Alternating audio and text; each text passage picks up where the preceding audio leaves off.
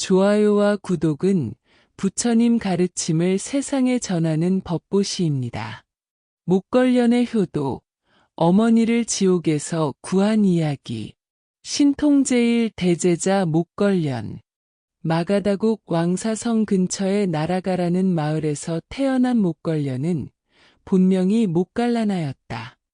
그는 어려서부터 총명하고 수행에 뛰어난 재능을 보였다. 친구인 사리불과 함께 부처님의 제자가 되어 열심히 수행한 끝에 부처님의 10대 제자 중 신통제일이라는 칭호를 얻게 되었다. 목걸련의 신통력은 실로 놀라웠다. 그는 선정의 힘으로 자신의 몸을 자유자재로 변화시킬 수 있었고 순식간에 멀리 떨어진 곳으로 이동할 수도 있었다. 또한 하늘과 땅, 심지어 지옥까지도 마음대로 다닐 수 있었다. 과거와 미래를 보는 신안을 가지고 있었고 타인의 마음을 읽는 타심통도 자유자재로 사용할 수 있었다. 하지만 목걸련이 가장 소중히 여기는 것은 신통력이 아니라 부처님의 가르침이었다. 그는 신통력을 자랑하거나 과시하지 않았다. 오직 중생을 구제하고 부처님의 법을 펼치는 데만 사용했다. 많은 사람들이 그의 신통력에 놀라 부처님의 제자가 되었고 목걸련은 이를 통해 무수한 중생을 제도했다. 목걸련은 또한 매우 효성이 깊은 제자로도 유명했다. 출가하기 전에는 홀어머니를 극진히 모셨고 출가한 후에도 항상 어머니를 생각하며 어머니의 안위를 걱정했다. 부처님의 가르침 중에서도 특히 부모에 대한 효도와 은혜 갚음에 관한 설법을 들을 때는 더욱 깊이 새겨들었다. 어느 여름날 목걸련은 기원정사에서 홀로 선정에 들어있었다. 깊은 산매에서 일어난 그는 문득 돌아가신 어머니가 생각났다. 어머니는 목걸련이 출가한 지 몇 년 후에 세상을 떠나셨는데 그때 목걸련은 먼 곳에서 설법을 하고 있어서 임종을 지키지 못했다는 아쉬움이 남아 있었다. 어머니는 지금 어디에 계실까? 좋은 곳에 태어나셨으면 좋으련만 목걸련의 마음에는 어머니에 대한 그리움과 걱정이 가득했다. 어머니는 생전에 불교에 대해 그리 깊은 믿음을 갖지 않으셨고 때로는 목걸련의 출가를 못마땅해 하시기도 했었다. 목걸련은 어머니의 생전 모습을 떠올렸다. 자신을 극진히 사랑해 주셨지만 다른 사람들에게는 그리 관대하지 않으셨던 어머니. 특히 집에 손님이 오거나 가난한 사람들이 도움을 청할 때는 인색한 모습을 보이셨던 기억이 났다. 목걸련은 불현듯 불안한 마음이 들었다. 어머니께서 선업을 많이 쌓지 못하셨는데 혹시 좋지 않은 곳에 태어나신 것은 아닐까? 이런 생각이 들자 목걸련은 더 이상 가만히 있을 수 없었다. 그는 자신의 신통력으로 어머니를 찾아보기로 결심했다. 목걸련은 즉시 깊은 선정에 들어 신통력을 발휘했다. 먼저 가장 좋은 곳인 천상계부터 찾아보기 시작했다. 그는 정신을 집중하여 33천을 하나씩 살펴보았다. 도리천, 야마천, 도솔천, 모든 천상계를 샅샅이 뒤져보았지만 어머니의 모습은 보이지 않았다. 천상계에 안 계시다면 혹시 인간 세계에 다시 태어나셨을까? 목걸련은 이번에는 인간 세계를 찾아보았다. 인도 전역은 물론 멀리 떨어진 다른 대륙까지 신통력으로 살펴보았다. 하지만 역시 어머니의 모습을 찾을 수 없었다.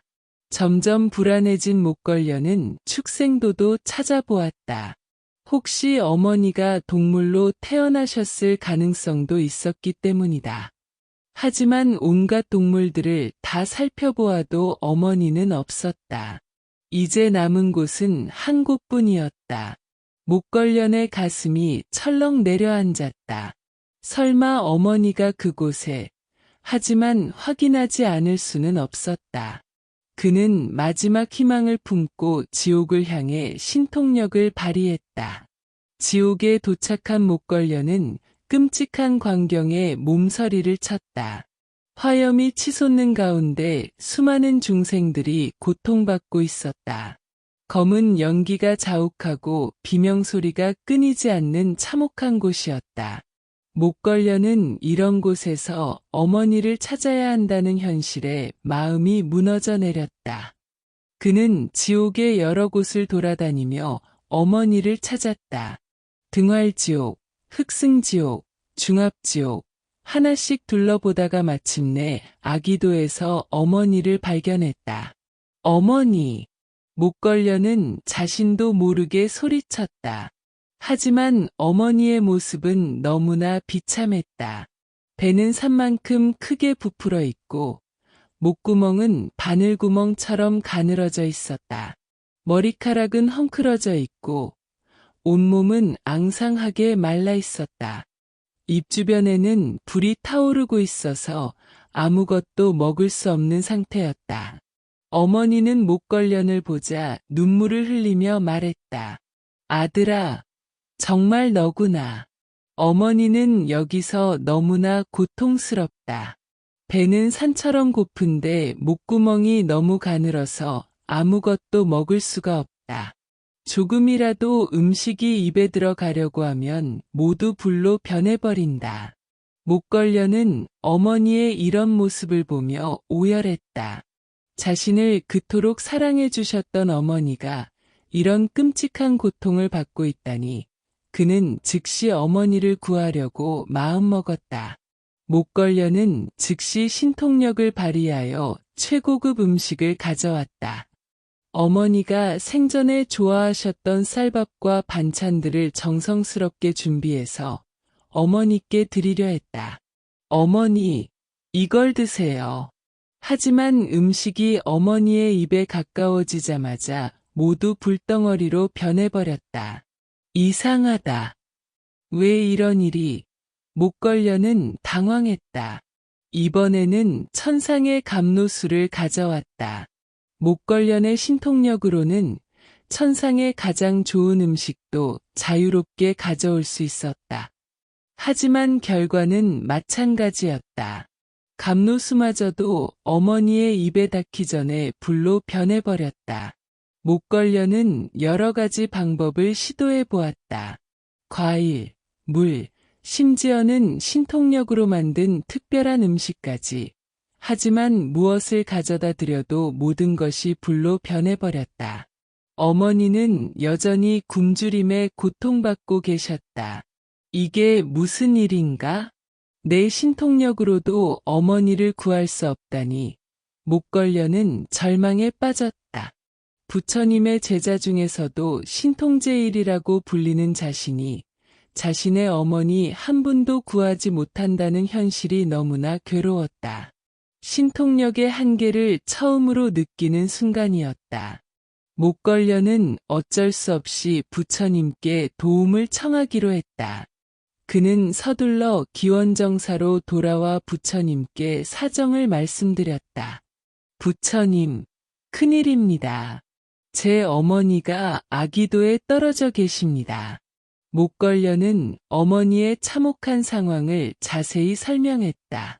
제가 아무리 음식을 가져다 드려도 모두 불로 변해버립니다. 신통력으로도 어쩔 수 없습니다. 어떻게 하면 어머니를 구할 수 있겠습니까? 부처님께서는 자비로운 표정으로 목걸련을 바라보시며 말씀하셨다. 목걸련아, 너의 효성은 가상하다. 하지만 내 어머니가 지은 업이 너무 무겁기 때문에 내 개인의 신통력만으로는 구할 수 없느니라. 어떤 업을 지으셨기에 그런 고통을 받으십니까? 목걸련이 간절히 물었다. 부처님께서는 과거를 꿰뚫어 보시는 지혜로 목걸련 어머니의 전생을 말씀해 주셨다. 내 어머니는 생전에 너무 인색했다. 특히 종교인들과 가난한 사람들에게 매우 박하게 굴었다. 부처님의 말씀에 못 걸려는 마음이 아팠다. 어머니의 그런 모습을 기억하고 있었기 때문이다. 승려들이 탁발을 위해 집에 와도 항상 쫓아보냈다. 우리 집은 가난해서 줄 것이 없다며 거짓말을 하고는 문을 닫아버렸다. 그리고는 혼자 숨어서 맛있는 음식을 먹곤 했다. 부처님께서는 더 자세히 설명해 주셨다. 내가 어릴 때 너에게만은 온갖 맛있는 음식을 해주었지만 다른 사람들에게는 절대 나누어 주지 않았다. 특히 내가 먹다 남은 음식도 다른 아이들에게 주지 않고 모두 버렸다. 이웃에 굶주리는 사람이 있어도 도와주지 않았고 병든 사람이 있어도 외면했고 오직 자신의 아들인 너만을 위해서만 살았느니라. 그래서 아기도에 떨어져 음식을 먹지 못하는 과보를 받은 것이니라. 못 걸려는 눈물을 흘리며 어머니의 그런 모습들을 하나씩 떠올렸다. 정말로 어머니는 자신에게만은 한없이 관대하셨지만 다른 사람들에게는 매우 인색하셨다. 그때는 어머니의 사랑으로만 여겼는데 그것이 이런 결과를 가져올 줄은 몰랐다. 그럼 어머니를 구할 방법이 전혀 없습니까? 못 걸려는 절망적인 마음으로 물었다. 부처님께서는 자비로운 미소를 지으시며 대답하셨다. 방법이 있다. 하지만 내 개인의 힘만으로는 안 되고 많은 승려들의 공덕이 합쳐져야 한다. 7월 15일 자자일에 많은 승려들에게 공양을 올리거라. 자자일은 승려들이 3개월 안거를 마치는 날로 이때의 공덕이 특히 크니라. 이날 정성껏 공양하면 그 공덕으로 어머니를 구할 수 있다. 못 걸려는 희망을 얻었다. 자자일이 무엇입니까? 안거 기간 동안 승려들은 한 곳에 머물며 집중적으로 수행한다. 자자일은 이 기간이 끝나는 날로 승려들이 서로의 잘못을 지적해주고 참회하는 날이다. 이날의 승가는 가장 청정함으로 공양의 공덕도 최대가 된다. 어떻게 해야 합니까? 못 걸려니 간절히 물었다. 온갖 맛있는 음식을 준비해서 많은 승려들에게 공양하고 그 공덕을 어머니를 위해 회양하라. 단순히 음식만 주는 것이 아니라 진심 어린 마음으로 해야 한다. 못 걸려는 즉시 준비에 들어갔다. 7월 15일까지는 아직 며칠이 남아 있었지만 그는 완벽한 공양을 위해 모든 것을 준비하기 시작했다. 먼저 어떤 음식들을 준비할지 세심하게 계획을 세웠다. 못 걸려는 인도 전역에서 나는 최고의 재료들을 구했다. 가장 좋은 쌀, 신선한 채소와 과일, 맛있는 유제품들, 어머니를 구하기 위해서라면 아까울 것이 없었다. 그는 자신이 가진 모든 것을 이 공양을 위해 쏟아부었다. 음식 준비뿐만 아니라 공양할 장소도 정성스럽게 꾸몄다. 넓은 터에 깨끗한 자리를 깔고 아름다운 꽃들로 장식했다. 향을 피우고 등을 밝혀서 경건한 분위기를 만들었다. 승려들이 편안하게 공양할 수 있도록 모든 것을 준비했다. 못 걸려는 또한 다른 신도들에게도 이 공양에 참여해 달라고 부탁했다. 제 어머니를 구하기 위한 공양입니다. 여러분도 함께 공덕을 쌓으시면 좋겠습니다. 많은 사람들이 못 걸려의 효성에 감동하여 기꺼이 동참했다. 드디어 7월 15일 자자일이 되었다. 못 걸려는 이른 새벽부터 일어나 마지막 준비를 완료했다. 100가지가 넘는 다양한 음식들이 정성스럽게 준비되었고 수백 명의 승려들이 공양에 참여하기 위해 모여들었다. 부처님께서도 이 법회에 참석하셨다. 부처님께서 먼저 자자일의 의미에 대해 설법해 주셨다. 오늘은 승려들이 안거를 마치고 서로 잘못을 지적하며 참회하는 날이니라. 이를 통해 승가가 더욱 청정해지고 이런 청정한 승가에 대한 공양은 무량한 공덕을 가져다 주느니라. 공양이 시작되었다. 목걸려는 직접 승려들 앞에 나아가 한 분 한 분께 음식을 올렸다. 그의 얼굴에는 정성과 간절함이 가득했다. 이 공양의 공덕을 저의 어머니에게 회향합니다. 어머니가 아기도의 고통에서 벗어나기를 발언합니다. 승려들도 목걸련의 효성에 감동하여 더욱 정성스럽게 공양을 받았다. 그들은 공양을 받으며 함께 목걸련의 어머니를 위해 기도했다. 목걸련의 어머니가 이 공덕으로 고통에서 벗어나기를 빕니다. 공양이 끝나자마자 목걸련은 신통력으로 어머니의 상태를 확인해 보았다. 그는 깜짝 놀랐다. 어머니가 아기도에서 완전히 사라져 있었던 것이다. 목걸련은 서둘러 다른 곳들을 찾아보았다. 마침내 목걸련은 도리천에서 어머니를 발견했다. 어머니. 어머니는 이제 아름다운 처녀의 모습으로 변해 있었다. 찬란한 보석으로 장식된 옷을 입고 꽃으로 만든 관을 쓰고 계셨다. 배고픔과 갈증으로 고통받던 모습은 온데간데없고 평화롭고 행복한 모습이었다. 아들아, 정말 고맙구나. 내 덕분에 이렇게 좋은 곳에 태어났구나. 어머니의 목소리는 기쁨으로 가득했다. 나는 아기도에서 끔찍한 고통을 받고 있었는데 갑자기 몸이 가벼워지더니 이곳으로 오게 되었다. 모든 것이 내가 올린 공양 덕분이구나. 목걸련은 기쁨의 눈물을 흘렸다. 어머니, 정말 다행입니다. 이제 더 이상 고통받지 않으시는군요. 그뿐만 아니다. 이곳에서 부처님의 가르침도 들을 수 있고 다른 천인들과 함께 선업도 쌓을 수 있다. 정말 좋은 곳이구나. 어머니는 또한 자신의 과거업에 대해서도 깊이 뉘우치고 계셨다. 아들아, 나는 생전에 너무 인색했다.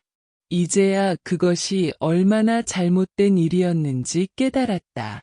앞으로는 절대 그런 일이 없도록 하겠다. 목걸련이 기뻐하며 부처님께 이 소식을 전하자 부처님께서는 이를 계기로 중요한 가르침을 펼치셨다. 목걸련이여, 너의 효성이 어머니를 구했구나.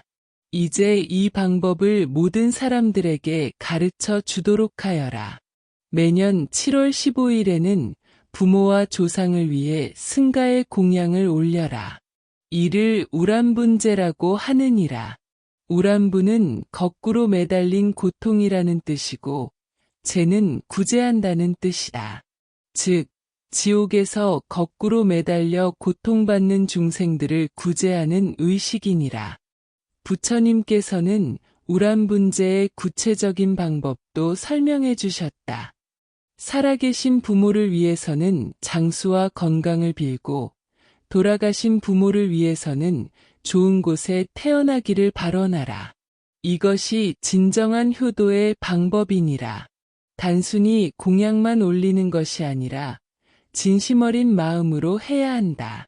부모의 은혜를 생각하며 감사하는 마음, 부모의 고통을 덜어드리고 싶은 자비로운 마음이 있어야 진정한 공덕이 되느니라. 이 경험을 통해 목걸련은 효도에 대한 새로운 깨달음을 얻었다. 진정한 효도는 단순히 음식을 드리고 편안하게 해드리는 것만이 아니구나. 부모님이 선업을 짓도록 도와드리고 악업을 짓지 않도록 막아드리는 것이 더 중요한 효도구나. 목걸련은 자신의 과거를 반성했다. 어머니가 다른 사람들에게 인색하게 구실 때 적극적으로 말리지 못했던 것을 후회했다. 내가 좀 더 적극적으로 어머니를 설득했다면 어머니께서 그런 고통을 받지 않으셨을 텐데, 그리고 부모님을 위해 공덕을 쌓아 회양하는 것도 중요한 효도구나. 내 혼자만 수행하는 것이 아니라 그 공덕을 부모님과 나누어야 진정한 효도가 되는 것이다. 목걸려는 이런 깨달음을 얻고 더욱 적극적으로 부모를 위한 선업을 실천하기 시작했다. 목걸려는 또한 다른 사람들에게도 이런 효도의 방법을 가르쳐 주었다. 부모님께서 살아계실 때는 올바른 길로 인도해 드리고 돌아가신 후에는 공덕을 회양해 드리는 것이 진정한 효도입니다. 부처님의 가르침에 따라 우람분재는 불교도들 사이에 널리 퍼져나갔다. 매년 7월 15일이 되면 모든 사람들이 부모와 조상을 위해 승가의 공양을 올렸다. 이는 단순한 의식이 아니라 효도의 구체적인 실천 방법이 되었다. 특히 목걸련의 이야기는 많은 사람들에게 감동을 주었다. 신통제일이라고 불리는 위대한 제자도 부모를 위해서는 이렇게 정성을 다한다는 것이 사람들에게 큰 교훈이 되었다. 많은 이들이 목걸련을 본받아 부모를 위한 공양에 정성을 다했다. 우람분재는 또한 가족 간의 유대를 강화하는 역할도 했다. 이날이 되면 온 가족이 모여 조상들을 기리고 살아계신 부모님께 효도를 다짐했다. 평소에 바빠서 부모님을 자주 뵙지 못했던 자녀들도 이날만큼은 반드시 부모님을 찾아뵈었다. 불교가 전파된 다른 나라들에서도 우람분재는 중요한 행사가 되었다. 중국에서는 우람분절이라고 불렸고 일본에서는 오봉이라고 불리며 조상을 기리는 중요한 명절이 되었다.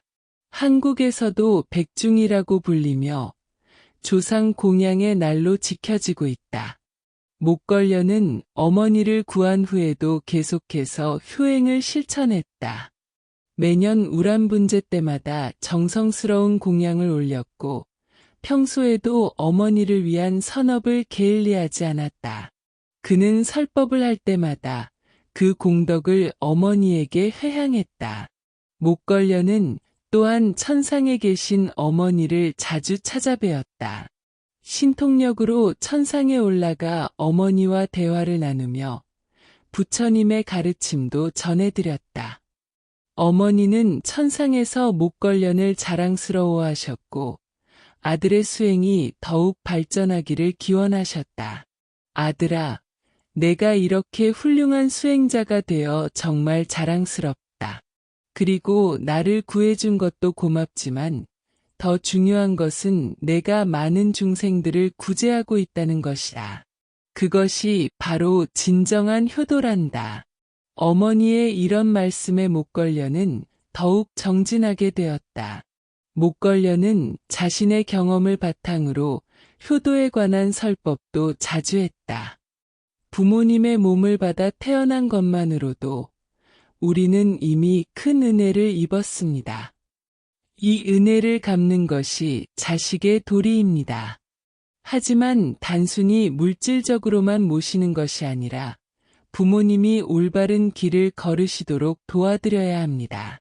목걸련의 이런 가르침은 많은 사람들에게 큰 감화를 주었다. 특히 출가 수행자들에게는 속세의 부모를 어떻게 모셔야 하는지에 대한 구체적인 지침이 되었다. 출가했다고 해서 부모를 버리는 것이 아니라 더 큰 차원에서 부모를 섬기는 것이라는 깨달음을 주었다. 목걸련의 효행은 다른 제자들에게도 큰 영향을 미쳤다. 사리부를 비롯한 많은 제자들이 목걸련의 이야기를 듣고 자신들의 부모에 대해 다시 생각하게 되었다. 그들도 각자의 방법으로 부모를 위한 선업을 실천하기 시작했다. 아난다는 목걸련에게 물었다.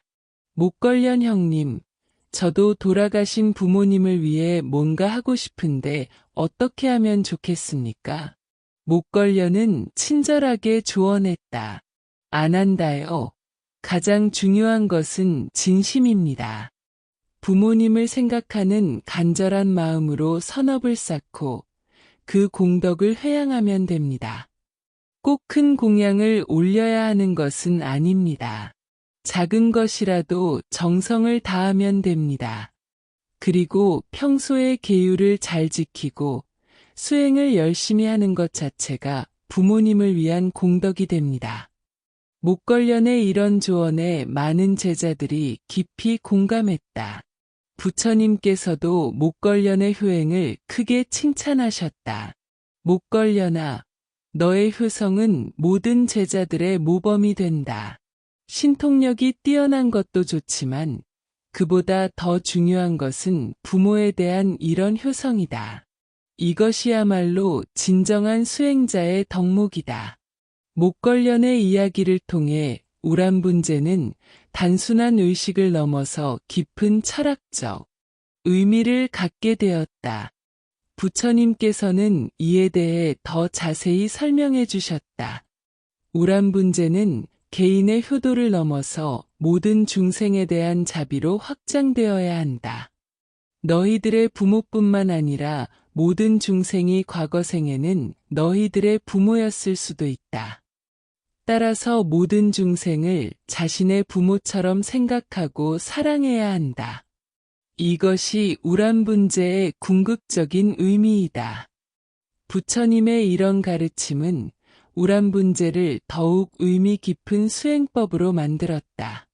단순히 자신의 부모만을 위한 것이 아니라 온 우주의 모든 중생을 위한 자비행이 되는 것이었다. 이런 이해를 바탕으로 많은 수행자들이 더욱 적극적으로 우람분재에 참여하게 되었다. 또한 이 의식을 통해 우리는 업과 윤회의 법칙을 깊이 이해하게 된다. 우리의 행위가 어떤 결과를 가져오는지, 그리고 선업의 공덕이 어떻게 다른 이에게 전해질 수 있는지를 체험적으로 알게 되는 것이다.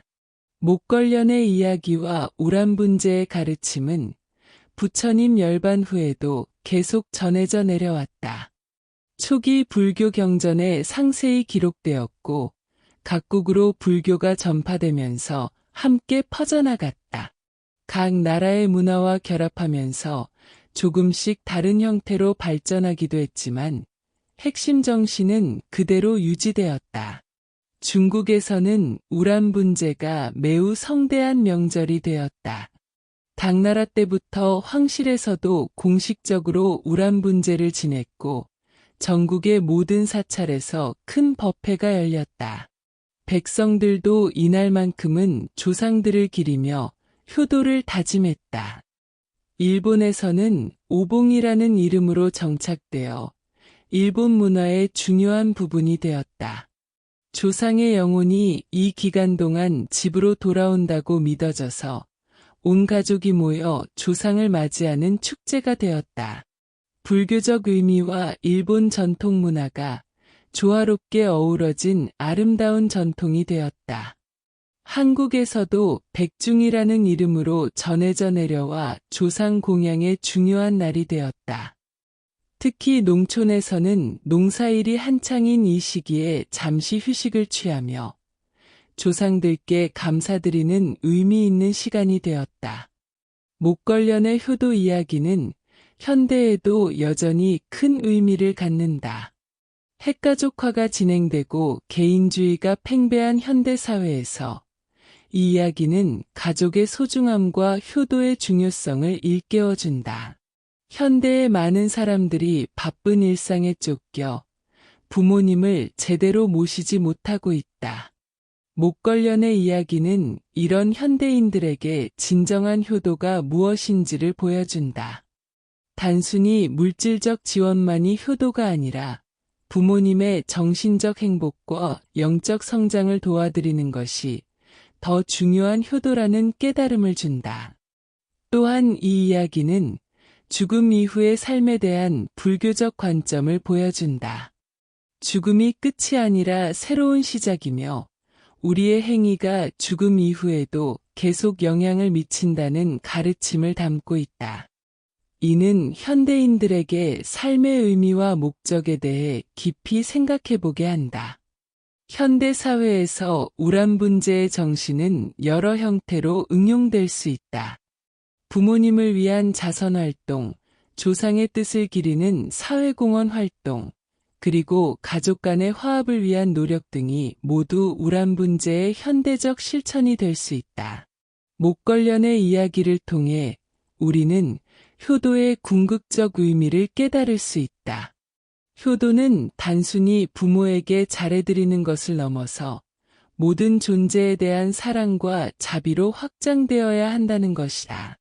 모든 중생이 나의 부모라는 불교적 관점에서 보면 진정한 효도는 모든 생명을 사랑하고 보호하는 것이다. 목걸련이 보여준 것처럼 자신의 어머니를 구하기 위한 노력이 결국 모든 중생을 위한 우람분재라는 보편적 의식으로 발전한 것이다. 또한 효도는 현재만이 아니라 과거와 미래를 아우르는 시간적 확장성을 갖는다. 과거에 받은 은혜에 감사하고 현재 부모님을 잘 모시며 미래에도 그 은혜를 잊지 않겠다는 다짐이 모두 포함되는 것이다. 목걸련의 이야기는 또한 개인의 노력만으로는 해결할 수 없는 문제들이 있다는 것을 보여준다. 아무리 뛰어난 신통력을 가진 목걸련이라도 혼자서는 어머니를 구할 수 없었다. 많은 사람들의 협력과 공동체의 힘이 필요했던 것이다. 목걸련의 우람분재는 개인적 효도에서 공동체적 효도로의 전환을 보여준다. 한 사람의 정성만으로는 부족하지만 많은 사람들이 함께 힘을 모으면 불가능해 보이는 일도 가능해진다는 교훈을 준다. 현대 사회에서도 이런 공동체적 효도의 정신을 살릴 수 있다. 노인복지시설에 대한 지원, 독거노인을 위한 봉사활동, 그리고 세대 간 소통을 위한 프로그램 등이 모두 공동체적 효도의 실천이 될 수 있다. 또한 환경보호나 지속가능한 발전을 위한 노력도 넓은 의미에서 후손들을 위한 효도라고 할 수 있다. 우리가 지금 살고 있는 지구를 깨끗하게 보존해서 미래 세대에게 물려주는 것도 효도의 한 형태인 것이다. 목걸련의 이야기는 이처럼 효도의 개념을 개인적 차원에서 사회적, 우주적 차원으로 확장시켜준다. 이는 현대 사회가 직면한 많은 문제들을 해결하는 데도 중요한 통찰을 제공한다. 목걸련의 이야기에서 흥미로운 점은 그의 뛰어난 신통력도 어머니를 구하는 데는 한계가 있었다는 것이다. 이는 개인의 능력이나 기술만으로는 해결할 수 없는 문제들이 있다는 것을 보여준다. 진정한 문제 해결은 올바른 방법과 공동체의 힘, 그리고 무엇보다 진심 어린 마음에서 나온다는 교훈을 준다. 목걸련의 신통력은 어머니를 찾는 데는 도움이 되었지만 구원하는 데는 부처님의 지혜와 승가의 공덕이 필요했다. 현대 사회에서도 이런 교훈은 유효하다. 아무리 발달한 기술이나 풍부한 물질적 자원이 있어도 진심 어린 사랑과 올바른 방법 없이는 진정한 효도를 실현할 수 없다. 목걸련의 이야기는 이런 균형의 중요성을 보여준다. 목걸련의 효도 이야기는 시간과 공간을 초월한 영원한 가르침이다. 2600년이 지난 지금도 이 이야기는 전 세계 수많은 사람들에게 감동과 교훈을 주고 있다.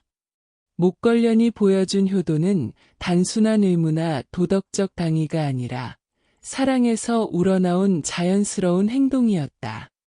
어머니에 대한 깊은 사랑이 그로 하여금 온갖 어려움을 극복하고 마침내 어머니를 구해내게 만들었다. 이 이야기는 또한 불교의 핵심 가르침들을 아름답게 보여준다. 업과 윤회, 공덕과 회향, 개인과 공동체의 관계, 그리고 자비와 지혜의 조화 등이 모두 목걸련의 이야기를 통해 생생하게 드러난다. 현재를 살아가는 우리도 목걸련의 정신을 본받을 수 있다.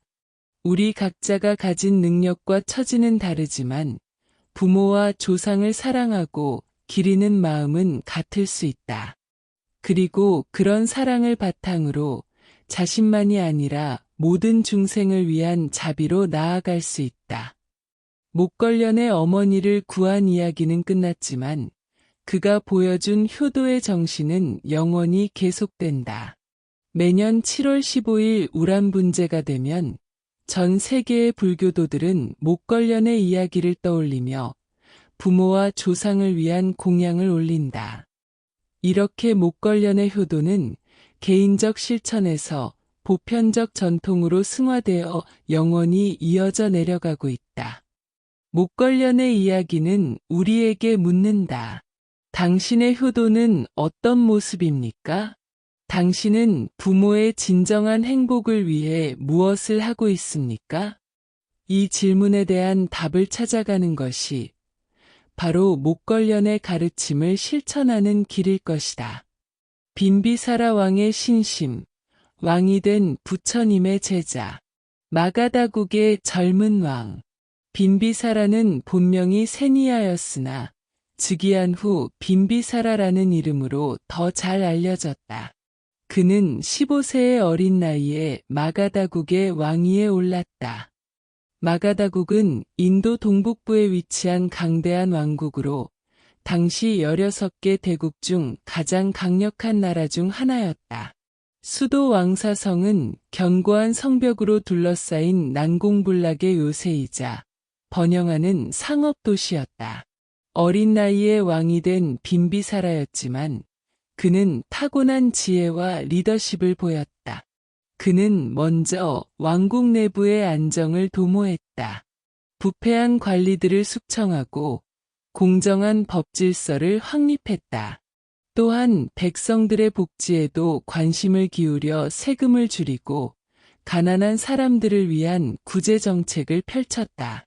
빈비사라 왕은 학문과 종교에도 깊은 관심을 가지고 있었다.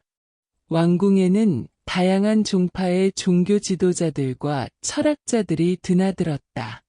그는 진리를 찾고자 하는 열망이 강했다. 이 세상에는 분명히 진정한 진리가 있을 것이다. 나는 그것을 찾고 싶다. 이런 그의 열망은 후에 부처님과의 만남으로 이어지게 되었다. 왕은 또한 뛰어난 외교가이기도 했다. 주변국들과 우호 관계를 맺으며 마가다국의 영향력을 확대했다. 특히 코살라국의 파세나디 왕과는 깊은 우정을 맺었고 두 나라는 혼인 동맹을 통해 평화를 유지했다. 이런 정치적 안정은 후에 불교가 발전할 수 있는 토대가 되었다. 부처님께서 깨달음을 얻으신 지 몇 년 후 그 소식이 왕사성에까지 전해졌다. 처음에는 단순한 소문 정도로 여겨졌다. 또 다른 수행자가 나타났다더군. 이번에는 깨달음을 얻었다고 주장한다는데, 하지만 점차 부처님에 대한 이야기들이 구체적이고 생생해졌다. 상인들이 전해주는 이야기가 특히 인상적이었다. 그분의 설법을 들으면 마음이 완전히 평화로워집니다.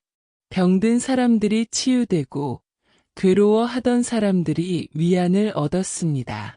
무엇보다 그분의 인품이 범상치 않습니다. 마치 살아있는 신을 보는 것 같았습니다. 빈비사라 왕은 이런 이야기들을 들으며 점점 호기심이 생겼다. 그는 평소에도 진리를 추구하는 사람이었기 때문에 진정한 깨달음을 얻었다는 이 부처님에 대해 관심을 갖지 않을 수 없었다. 그 유명한 부처님이 정말 그렇게 대단한 분일까? 한번 직접 만나보고 싶다. 마침 부처님께서 왕사성 근처 산림에 머물고 계신다는 소식이 들렸다. 빈비사라 왕은 더 이상 망설이지 않았다. 즉시 부처님을 만나러 가자. 이런 기회를 놓칠 수는 없다. 그는 신하들에게 준비를 명령했다. 하지만 동시에 조심스러운 마음도 있었다. 만약 부처님이 가짜라면 어떻게 할 것인가? 왕의 위신에 문제가 생기지 않을까?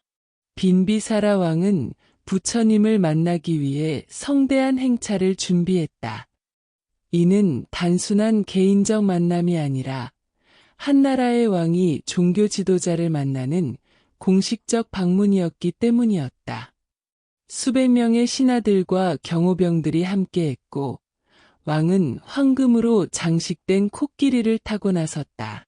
행렬은 장관이었다. 맨 앞에는 나팔수들이 웅장한 음악을 연주하며 왕의 행차를 알렸다. 이어서 깃발을 든 기수들이 마가다국의 위엄을 과시했다. 왕의 코끼리 뒤로는 신하들이 말을 타고 따랐고 맨 뒤에는 경호병들이 대열을 이루었다. 백성들이 거리로 나와 왕의 행차를 구경했다. 대왕께서 어디로 가시는 거야? 부처님이라는 분을 만나러 가신다는데 정말 그 유명한 부처님을. 사람들의 관심과 기대감이 고조되었다.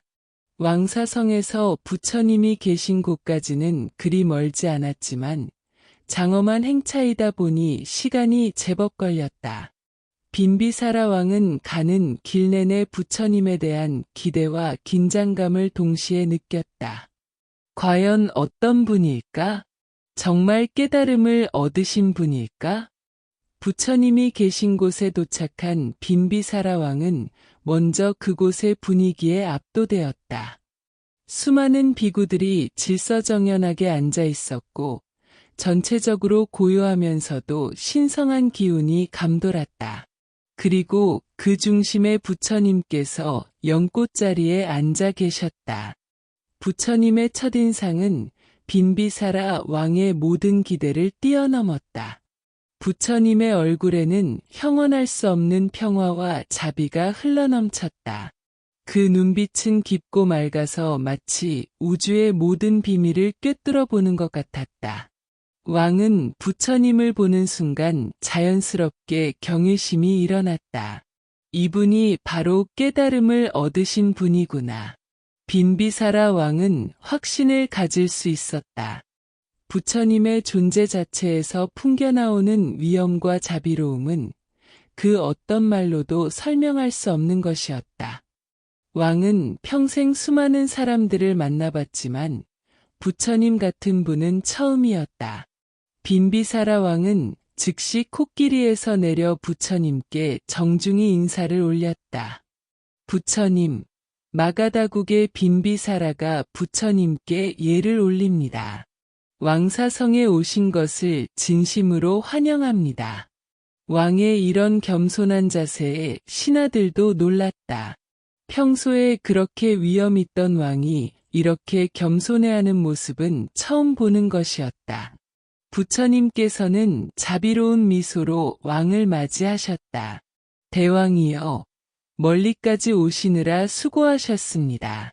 잠시 앉아서 법문을 들어보겠는가? 부처님의 음성은 맑고 온화했지만 동시에 깊은 힘이 느껴졌다. 부처님께서는 빈비사라 왕의 근기를 아시고 단계적으로 법을 설해주기 시작하셨다. 처음에는 왕이 이해하기 쉬운 세속적인 가르침부터 시작하셨다. 대왕이여, 먼저 보시에 대해 말하겠노라.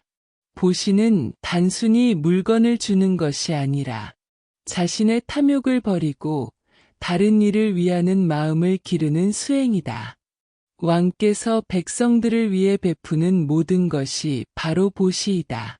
이런 보시를 통해 마음이 넓어지고 덕이 쌓이니라.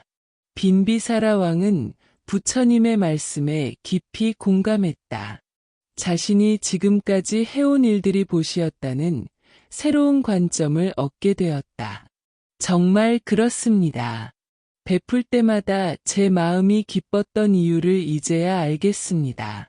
이어서 부처님께서는 지계에 대해 설명하셨다. 계율은 단순한 금지가 아니다. 자신과 다른 이를 해치지 않으려는 자비심의 표현입니다. 살생하지 않고 도둑질하지 않고 거짓말하지 않는 것은 모든 생명을 사랑하는 마음에서 나오니라. 왕은 이 가르침에도 크게 감동했다. 자신이 왕으로서 정의로운 정치를 펼치려고 노력하는 것도 결국 계율을 지키는 것과 같다는 깨달음을 얻었다. 백성들을 해치지 않고 보호하려는 것이 바로 계율의 정신이군요.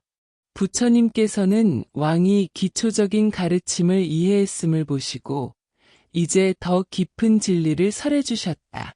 대왕이여, 이제 사성제에 대해 말하겠노라. 이것은 모든 고통의 원인과 해결책에 대한 진리이다. 첫째는 고성제이다. 이 세상의 모든 존재는 고통을 겪는다. 태어남의 고통, 늙음의 고통, 병의 고통, 죽음의 고통이 있다. 또한 사랑하는 것과 헤어지는 고통, 미워하는 것과 만나는 고통도 있느니라. 빈비사라 왕은 이 말씀을 들으며 자신의 인생을 돌아보았다.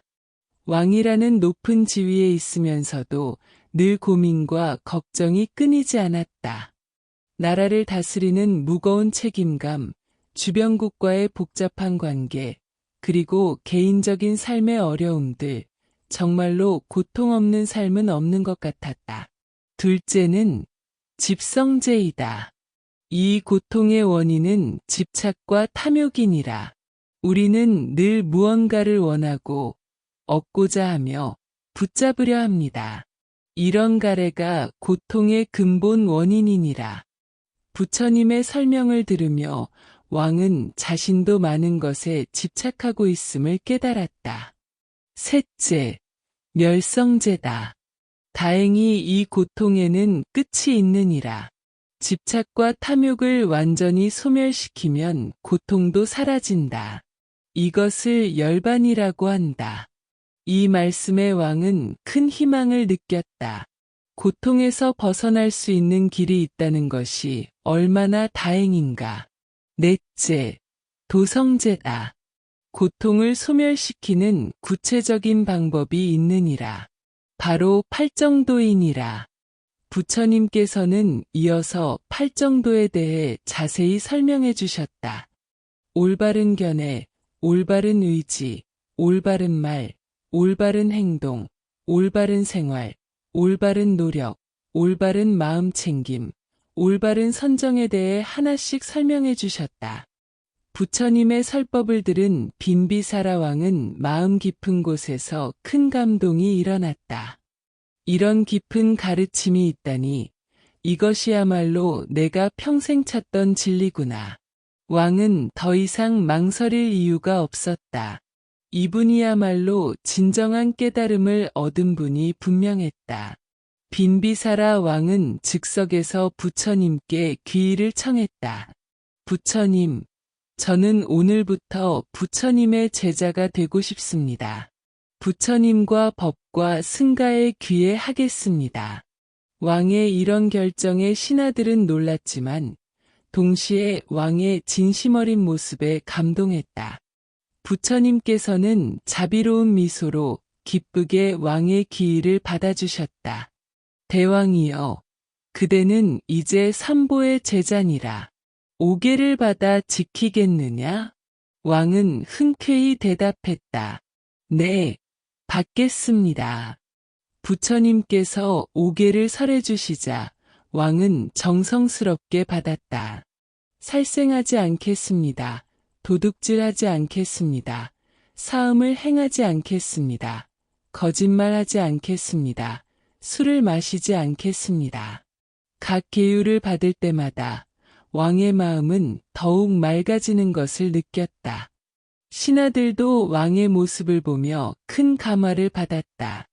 그들 중 많은 이들이 그 자리에서 함께 삼기와 오계를 받았다. 이렇게 해서 마가다국의 왕실이 불교에 귀의하는 역사적인 순간이 되었다. 귀의한 후 빈비사라 왕의 첫 번째 소원은 부처님과 승가를 위한 거처를 마련하는 것이었다. 그는 왕사성 근처에 있는 아름다운 중림을 부처님께 공양하기로 결심했다. 이곳은 대나무가 울창하게 자라있는 조용하고 평화로운 곳으로 수행하기에 완벽한 환경이었다. 부처님, 저에게는 왕사성 근처에 아름다운 중림이 있습니다. 이곳을 부처님과 사방승가에 공양하고 싶습니다. 부처님께서 이곳에 머물러 주신다면 더 많은 사람들이 법의 혜택을 받을 수 있을 것입니다. 빈비사라 왕은 즉시 중림에 정사를 건립하기 시작했다. 최고의 건축가들을 동원하여 부처님과 제자들이 편안히 머물 수 있는 건물들을 지었다. 부처님께서 설법하실 법당, 비구들이 거주할 승방, 식사를 위한 공양간, 목욕을 위한 시설 등을 모두 갖추었다. 건축 과정에서 왕은 직접 현장을 지휘했다. 최고의 재료만을 사용하라. 부처님과 승가를 위한 것이니 조금도 소홀히 해서는 안 된다. 왕의 이런 정성에 감동한 신하들과 백성들도 자발적으로 도움을 주었다. 드디어 중림정사가 완성되었다. 이것은 불교 역사상 최초의 정사였다. 왕은 정식 공양의식을 거행했다. 부처님, 이 중림정사를 부처님과 사방승가에 공양합니다. 부처님께서 이곳에 머물러 주시어 많은 중생들을 제도해 주시기를 간절히 원합니다. 부처님께서는 기꺼이 이 공양을 받아주셨다. 착하고 착하다. 대왕이여, 너의 보시심이 참으로 훌륭하다. 이 정사는 많은 중생들에게 큰 이익을 가져다 줄 것이다. 부처님의 이런 말씀에 왕은 무한한 기쁨을 느꼈다. 중림정사가 완성된 후 빈비사라 왕은 매일 부처님과 제자들을 궁궐로 초청하여 공양을 올렸다. 이는 단순한 식사 제공이 아니라 최고의 정성을 다한 공양이었다. 왕은 매일 새벽 일찍 일어나 공양 준비를 직접 챙겼다. 오늘은 어떤 음식을 준비할까? 부처님과 제자들께서 좋아하실 만한 것으로 준비하자. 왕은 조리사들과 상의하여 영양가 높고 맛있는 음식들을 준비했다. 인도 전역에서 나는 최고의 재료들을 구해와서 정성스럽게 요리했다. 공양 시간이 되면 왕은 직접 부처님과 제자들을 맞이했다. 부처님, 제가 준비한 공양을 받아 주시옵소서. 왕의 이런 겸손한 자세는 변함이 없었다. 아무리 바쁜 국정이 있어도 공양만큼은 소홀히 하지 않았다. 공양 중에 왕은 직접 시중을 들었다. 물을 따라드리고 음식을 올리며 필요한 것이 있으면 즉시 준비해 드렸다. 부처님께서 건강하셔야 많은 중생들이 법의 혜택을 받을 수 있습니다. 이것이 왕의 마음이었다. 신하들은 처음에는 왕이 직접 시중 드는 것을 말렸다. 대왕님, 이런 일은 저희가 하겠습니다. 하지만 왕은 단호했다. 아니다. 이것은 내가 직접 해야 할 일이다. 부처님을 섬기는 것보다 더 중요한 일이 어디 있겠는가? 매일의 공양 후에는 부처님의 법문 시간이 있었다. 빈비사라 왕은 이 시간을 가장 소중히 여겼다. 아무리 급한 국정이 있어도 법문 시간만큼은 절대 놓치지 않았다. 국정은 잠시 미룰 수 있지만 부처님의 가르침을 놓치면 언제 다시 들을 수 있을지 모른다. 부처님께서는 왕의 처지를 고려하여 통치자에게 필요한 가르침들을 많이 해주셨다. 어떻게 하면 자비로운 왕이 될 수 있는지, 어떻게 하면 정의로운 정치를 펼칠 수 있는지, 그리고 어떻게 하면 개인적인 수행과 공적인 의무를 조화시킬 수 있는지에 대해 구체적으로 가르쳐 주셨다. 대왕이여, 왕의 첫 번째 덕목은 자비이다. 백성들을 자신의 자녀처럼 사랑하고 보살펴야 한다. 둘째는 정의다. 부자나 가난한 자, 높은 사람이나 낮은 사람을 차별하지 말고 공정하게 대해야 하느니라. 부처님의 이런 가르침들이 왕의 정치 철학이 되었다. 왕은 부처님의 가르침을 들을 때마다 새로운 깨달음을 얻었다. 정말 그렇습니다. 왕이라는 것은 백성들을 섬기는 자리구나. 내가 권력을 가진 것은 나를 위한 것이 아니라 백성들을 위한 것이구나. 이런 깨달음을 통해 왕의 통치 방식이 크게 변화했다. 부처님께서는 또한 개인적인 수행법도 가르쳐 주셨다. 바쁜 일상 중에도 항상 마음 챙김을 잃지 마라. 화가 날 때는 잠시 숨을 고르고 욕심이 일어날 때는 보시를 생각하여라. 이런 작은 실천들이 모여서 큰 깨달음이 되느니라. 부처님의 가르침을 받은 빈비사라 왕은 더욱 현명하고 자비로운 왕이 되었다. 그의 정치 철학과 방식이 근본적으로 변화했다. 이전에도 좋은 왕이었지만 이제는 차원이 다른 통치자가 되었다. 백성들이 행복해야 나라가 안정된다. 이것이 왕의 새로운 철학이었다. 왕은 백성들의 복지를 위해 많은 정책들을 펼쳤다. 가난한 사람들을 위한 구제 제도를 확대하고 병든 사람들을 위한 치료소를 늘렸다. 또한 교육시설도 확충하여 더 많은 사람들이 배울 수 있게 했다. 사법제도도 크게 개선되었다. 왕은 모든 재판이 공정하게 이루어지도록 감시했다. 부자든 가난한 자든 귀족이든 평민이든 법 앞에서는 모두 평등하다.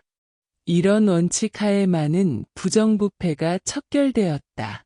세금 제도도 더욱 공평해졌다. 부자들에게는 더 많은 세금을, 가난한 사람들에게는 적은 세금을 부과하는 누진세 제도를 도입했다. 또한 불필요한 세금들을 없애고 백성들의 부담을 줄였다. 이런 변화들로 인해 마가다국은 더욱 번영하게 되었다. 백성들은 왕을 진심으로 사랑하고 존경했다. 우리 왕은 정말 자비로우시다. 부처님의 제자가 되신 후로 더욱 훌륭해지셨다. 이런 칭찬이 자자했다. 빈비사라 왕의 변화를 본 왕족들도 하나둘씩 불교에 관심을 갖기 시작했다. 왕비들이 먼저 부처님께 귀의했다. 그들은 왕의 변화된 모습을 가장 가까이에서 지켜보았기 때문에 불교의 힘을 실감할 수 있었다. 왕께서 부처님의 제자가 되신 후로 더욱 자애로워지셨어요.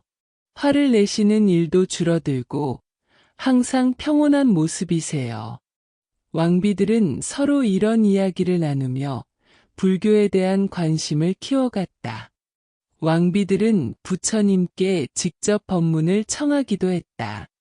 부처님께서는 여성들의 수행에 대해 자세히 가르쳐 주셨다.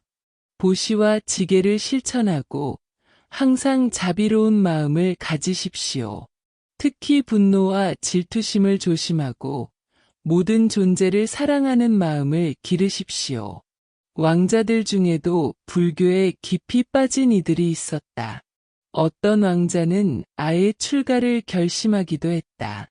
아버지처럼 제가 신도로 수행하는 것도 좋지만 저는 완전히 세속을 떠나 수행하고 싶습니다.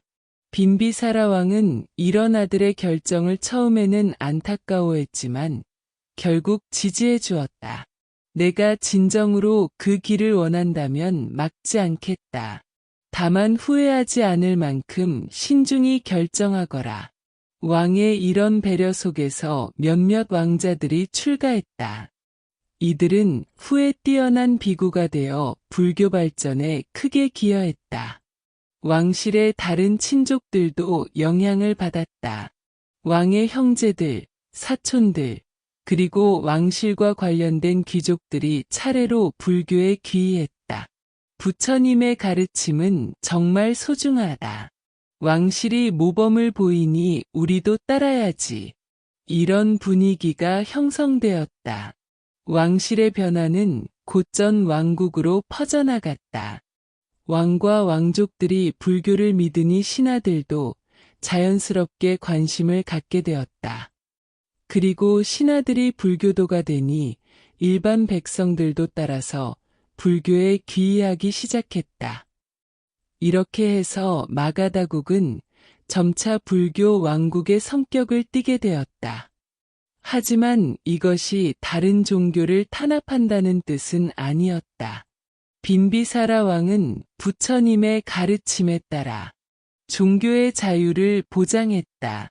모든 사람은 자신이 믿는 종교를 자유롭게 선택할 권리가 있다. 왕은 다른 종교 지도자들과도 우호적 관계를 유지했다. 브라만교의 성직자들, 자이나교의 수행자들, 그리고 기타 여러 종파의 사람들과도 대화를 나누었다. 진리는 하나이지만 그것에 이르는 길은 여러 가지가 있을 수 있다. 하지만 왕국의 정책과 법률은 불교의 정신에 기반하여 만들어졌다.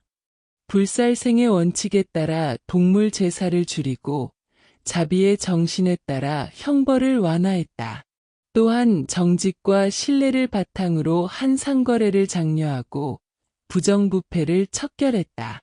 교육제도에도 불교의 영향이 반영되었다. 단순히 지식만 가르치는 것이 아니라 인격 교육에도 중점을 두었다. 자비, 정의, 정직, 겸손 같은 덕목들이 교육과정에 포함되었다. 이로 인해 마가다국의 젊은이들은 더욱 바른 인성을 갖게 되었다. 빈비사라 왕의 불교 신행은 다른 나라들에게도 큰 영향을 미쳤다. 특히 코살라국의 파세나디 왕은 빈비사라 왕의 변화를 보고 큰 관심을 가졌다. 두 왕은 정기적으로 만나 정치와 종교에 대해 대화를 나누었다. 빈비사라 왕이여, 그대가 불교를 믿은 후로 마가다국이 더욱 번영하고 있다고 들었다. 그 비결이 무엇인가? 파세나디 왕의 질문에 빈비사라 왕은 이렇게 대답했다. 부처님의 가르침을 따라 자비롭고 정의로운 정치를 펼치는 것이 비결이다. 이런 대화를 통해 파세나디 왕도 불교에 관심을 갖게 되었고 결국 부처님께 귀의하게 되었다. 이렇게 해서 당시 인도의 두 강대국이 모두 불교 왕국이 되었다. 이는 불교 발전에 있어서 매우 중요한 전환점이었다. 다른 나라의 왕들도 빈비사라 왕의 치적을 주목했다. 사신들을 보내 마가다국의 정치 제도를 배우려고 했고 그 과정에서 불교에 대해서도 알게 되었다. 이렇게 해서 불교가 인도 전역으로 퍼져나가는 기반이 마련되었다. 하지만 빈비사라 왕의 말년에는 큰 시련이 닥쳤다. 아들 아사세가 데바다타의 사주를 받아 왕위를 탐내기 시작한 것이다. 아사세는 원래 효성이 깊은 아들이었지만 데바다타의 가머니설에 넘어가 변하게 되었다. 빈비사라 왕은 아들의 변화를 감지했지만 직접 나서서 제지하지는 않았다. 아사세도 성인이 된 이상 자신의 선택에 책임을 져야 한다. 나는 아버지로서 할 수 있는 조언만 해주자. 왕은 여러 차례 아사세에게 올바른 길을 가라고 권했지만 아사세는 듣지 않았다. 마침내 아사세가 쿠데타를 일으켜 왕을 감옥에 가두는 일이 벌어졌다. 빈비사라 왕은 이런 상황에서도 놀라지 않았다. 이것도 내가 지은 업의 결과이겠지. 부처님의 가르침대로 이 상황을 받아들이자. 감옥에 갇힌 왕에게 아사세는 음식을 주지 않았다. 왕을 굶겨 죽이려는 잔혹한 계획이었다. 하지만 빈비사라 왕은 원망하지 않았다. 아사세야, 너도 언젠가는 이 잘못을 깨닫게 될 것이다. 그때 너무 자책하지 말 거라. 감옥에서 굶어가면서도 빈비사라 왕은 수행을 게을리하지 않았다. 매일 정해진 시간에 명상을 하고 부처님의 가르침을 되새기며 자해명상을 실시했다. 특히 아사세를 향한 자해명상에 많은 시간을 할애했다. 아사세가 행복하기를, 고통에서 벗어나기를, 올바른 길을 찾기를, 왕은 자신을 감옥에 가둔 아들을 위해 진심으로 기도했다. 이런 왕의 마음을 보고 감옥을 지키던 간수들도 감동했다. 왕은 또한 자신의 과거를 돌아보며 참회도 했다. 내가 완전한 왕은 아니었다. 분명히 부족한 점들이 있었을 것이다. 그런 부족함들이 아사세에게 영향을 주었을 수도 있다. 이런 겸손한 반성을 통해 왕은 더욱 마음을 정화해갔다. 주변 사람들은 왕이 이런 극한 상황에서도 평정심을 잃지 않는 것을 보고 놀랐다. 정말 부처님의 제자다우시다. 일반 사람이라면 벌써 분노와 원망으로 가득했을 텐데 왕의 이런 모습은 많은 사람들에게 불교의 힘을 보여주는 산증거가 되었다. 며칠간의 단식 끝에 빈비사라 왕은 임종을 맞이하게 되었다. 하지만 그의 마음은 전혀 어둡지 않았다. 오히려 환하고 평화로웠다. 왕은 임종 직전까지 부처님을 생각했다. 나무 석가모니불, 나무 석가모니불. 왕은 마지막 순간까지 부처님의 이름을 염송했다. 그의 얼굴에는 고통의 기색이 전혀 없었다. 오히려 깊은 평화와 환희가 흘러넘쳤다. 왕은 마지막 숨을 거두기 전에 이렇게 말했다. 나는 후회하지 않는다. 부처님을 만나 뵙고 가르침을 받은 것만으로도 내 인생은 충분히 가치 있었다. 이제 부처님께서 가르쳐 주신 그 길로 가겠다. 왕의 임종을 지켜본 사람들은 모두 감동했다. 죽음을 앞두고도 이렇게 평안할 수 있다니 이것이야말로 진정한 신심의 힘이었다. 왕의 마지막 모습은 많은 사람들에게 불교에 대한 확신을 심어주었다. 빈비사라 왕의 죽음 소식을 들은 부처님께서는 깊이 애도하셨다. 부처님께서는 제자들에게 왕의 덕을 기리는 말씀을 해주셨다. 빈비사라 왕은 참으로 훌륭한 불자였다. 그의 신심과 보시심은 많은 사람들의 모범이 되었다. 그는 왕의 자리에 있으면서도 항상 겸손했고 권력을 가지고 있으면서도 교만하지 않았다. 오직 백성들의 행복을 위해 살았고 부처와 법과 승가를 섬기는 데 최선을 다했다. 부처님께서는 또한 왕의 죽음에 대해서도 말씀해 주셨다. 비록 아들에게 죽임을 당했지만 그의 선업으로 인해 좋은 곳에 태어났을 것이니라. 그는 임종 시에도 분노나 원망 없이 평온한 마음을 유지했기 때문이다. 빈비사라 왕의 일생은 제가 불자가 어떻게 살아야 하는지를 보여주는 완벽한 모범이었다. 세속의 의무를 다하면서도 수행을 게을리하지 않았고 권력과 부를 가지면서도 집착하지 않았느니라. 빈비사라 왕의 이야기는 후대의 모든 불교도들에게 큰 영향을 미쳤다. 특히 제가 불자들에게는 가장 이상적인 모델이 되었다.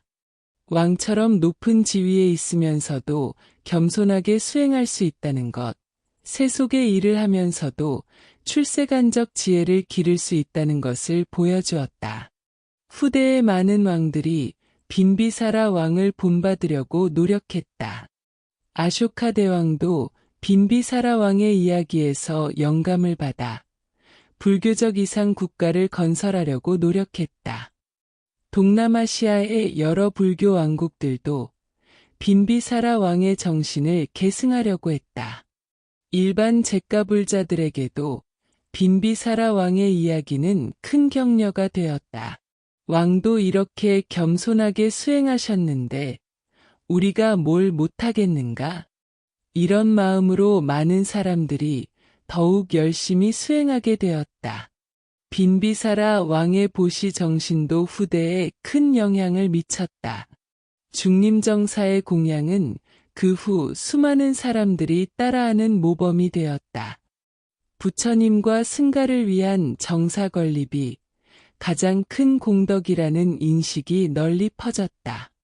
빈비사라 왕의 이야기는 현대에도 여전히 큰 의미를 갖는다.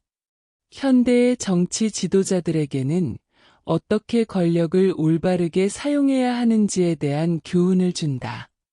권력은 자신을 위한 것이 아니라 국민을 섬기기 위한 것이라는 왕의 정신은 오늘날에도 유효하다. 기업의 경영자들에게도 빈비사라 왕의 이야기는 의미가 있다. 경제적 성공을 이루면서도 사회적 책임을 다하고 직원들과 고객들을 가족처럼 대하는 것의 중요성을 보여준다. 왕이 보여준 겸손과 자비의 리더십은 현대 경영학에서도 주목받는 덕목들이다. 일반인들에게는 바쁜 일상 속에서도 신앙과 수행을 유지하는 방법을 보여준다. 왕처럼 바쁜 사람도 매일 시간을 내어 법문을 듣고 수행했다면 우리도 할 수 있다는 격려를 준다. 또한 가족 관계에서 겪는 어려움을 어떻게 극복해야 하는지도 보여준다. 아사세와의 갈등에서 보여준 왕의 모습은 현대 가정의 갈등 해결에도 시사점을 준다. 상대방을 원망하지 않고 자신을 돌아보는 자세, 끝까지 사랑으로 대하는 마음이 필요하다는 것을 알려준다. 빈비사라 왕의 일생은 제가 불자가 어떻게 살아야 하는지를 보여주는 완벽한 교과서였다. 그는 세속의 의무를 다하면서도 출세간적 지혜를 잃지 않았고 권력과 부를 가지면서도 겸손과 자비를 유지했다. 왕의 이야기에서 가장 감동적인 것은 그의 일관성이다. 처음 부처님을 만났을 때 그 진심 어린 마음이 임종까지 변하지 않았다. 순경에서도 역경에서도 흔들리지 않는 신심을 보여주었다. 현대를 살아가는 우리에게 빈비사라 왕은 여전히 살아있는 스승이다. 그의 겸손, 그의 자비, 그의 지혜, 그의 인내심은 모두 우리가 본받아야 할 덕목들이다. 특히 어려운 상황에서도 원망하지 않고 자신을 돌아보는 그의 자세는 현대인들에게 큰 교훈이 된다. 빈비사라 왕이 매일 올렸던 그 정성스러운 공양의 정신은 지금도 계속되고 있다. 전 세계의 불교도들이 승가를 공양할 때마다 겸손한 마음으로 부처님께 예배할 때마다 빈비사라 왕의 그 아름다운 정신이 되살아나고 있다. 그가 건립한 중림정사는 사라졌지만 그 정신으로 지어진 수많은 사찰들이 전 세계에 있다.